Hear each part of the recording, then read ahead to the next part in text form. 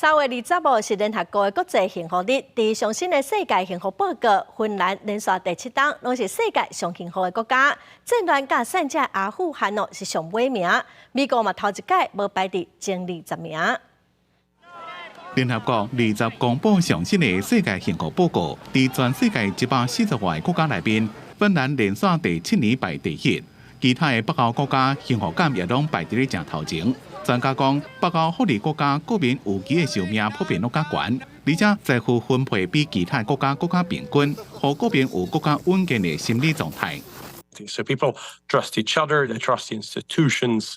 There's social support available for them, both institutionally and personally, and we find that's less the case in other societies.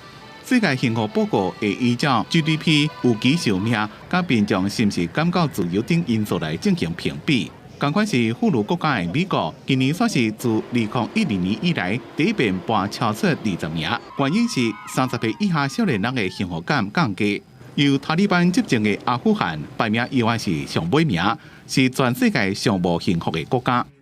So the average person in Afghanistan now reports 1.7 on a scale from 0 to 10 in terms of life satisfaction. In other words, the quality of life as people experience it is extraordinarily low in Afghanistan.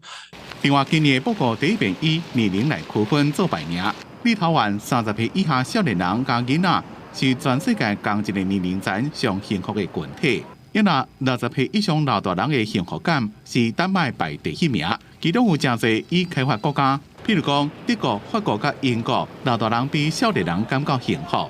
特别注意的是，千禧世代对自我生活评价得到年龄增加颠倒是下降，因那因二条世代是拄好颠倒病。公司新闻牛眼编写。